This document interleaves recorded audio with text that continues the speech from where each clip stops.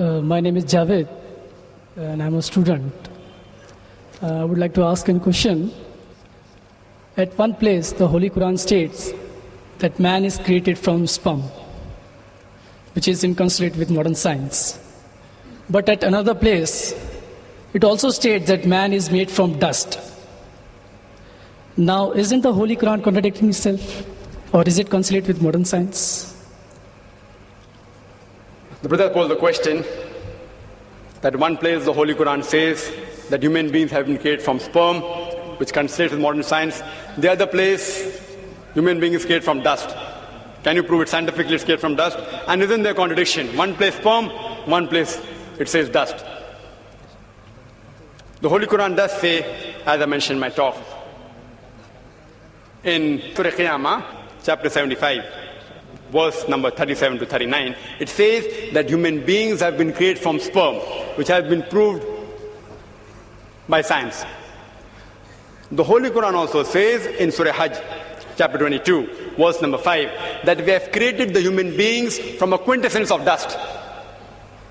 Today science tells us that all the elements that are there in the human body, they are present in lesser or greater quantity in the soil, in the earth. So the statement that human beings have been created from earth is scientifically proven. That whatever components are there in the human body, the constituent, the elements, they are present in the earth, in the soil, in lesser or greater proportion. The second part of the question, isn't it a contradiction? One place the Quran says man is created from sperm, one says from dust. Is it a contradiction? See, a contradiction is two statements which are conflicting with each other, which cannot take place simultaneously. The Quran does not only say man has been created from sperm and the other place from dust. It also says in Surah Furqan, chapter 25, verse 54, that man has been created from water. You will tell me there are three contradictions. See, science has proven that man has been created from dust, as well as from sperm, as well as from water. If I tell you in one statement that to make a cup of tea, I require water. In the second statement I say, to make a cup of tea, I require tea leaves or tea powder. It's not a contradiction. I require both. If I want to make sweet tea, I add sugar to it. If I want to make panikam tea, I add less water and more milk. If I want to make Sulaimani tea, I add only water. So there is no contradiction when the Quran says human being is created from sperm and dust and water. It is actually contradistinction. What is the meaning of contradistinction? Contradistinction means speaking two or more things about a subject which are not conflicting with each other. For example, if I say that this man is honest, he's kind and loving, it is contradistinction. But if I say this man is always a liar and a truthful person, then it's contradiction, because both are opposing. If it's not opposing, it's called as contradistinction.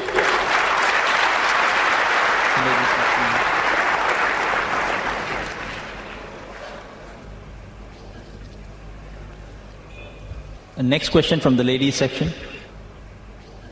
Assalamu alaikum, brother. My name is Farida Ansari. I am a laboratory technician. Quran says Allah is the creator of the human being. Does science agree with it? The sister posed a question that the Quran mentions that Allah subhanahu wa ta'ala is the creator of the human beings. Does science agree with it? And Quran says in several places, including the last verse of the embryological stages, that is Surah Mu'minun, chapter 23, verse number 14, that Allah is the best to create. Can we prove it scientifically that Allah is the creator? Quran gives the answer. Quran gives the answer in Surah Tur, chapter 52, verse number 35. It poses a question that were you created from nothing? See, the Arabic word used for creator in all the verses of the Quran is khaliq. It is derived from the Arabic word khalaqa. Arabic word khalaqa has got 4 meanings.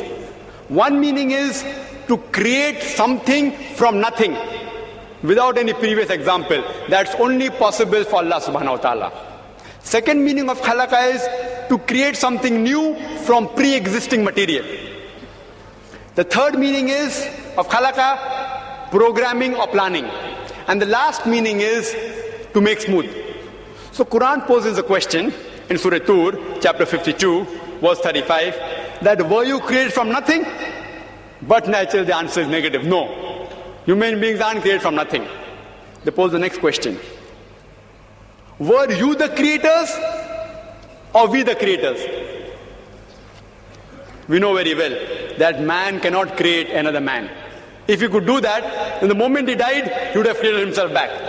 If his relatives would have died, he would have brought them back to life. Human beings can't even create a living creature such as fly, leave aside human being. Neither can you attribute the organs of the body, say the reproductive organs, like testes or ovaries, that they are the cause for a creation. Because if you say that the testes, the uterus, etc. are the cause, then you have to include your ancestors, their reproductive system, their ancestors, all are responsible. So the answer is negative. Quran poses the next question in Surah Waqia, chapter 56, verse number 58 and 59, that do you not look at the sperm you have emitted? Were you the creator or we the creator?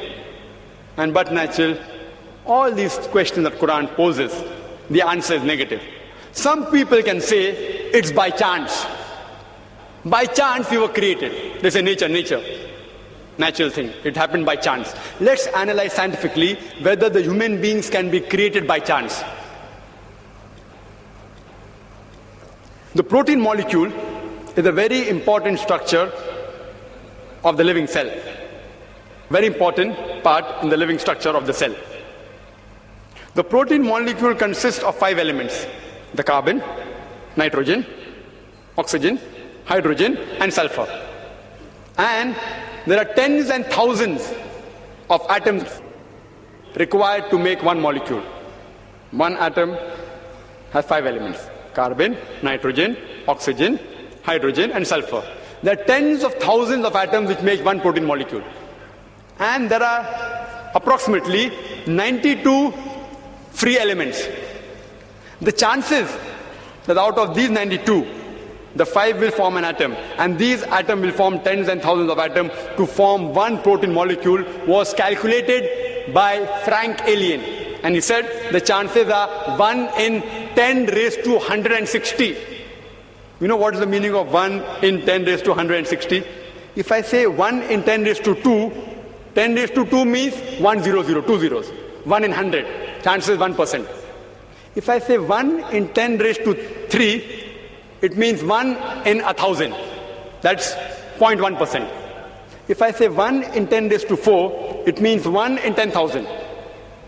Means 0.01%. So when the calculation was made, 1 in 10 raised to 160, it means 0.00000, 157 zeros, then 1. And mathematics tells anything 1 in raised to 10 raised to 50, it's counted as 0. Furthermore, this is talking about one molecule, and the substance required to form this one molecule of protein was calculated by another person, Charles Guy, that it will require millions of times of substance as huge as our galaxies.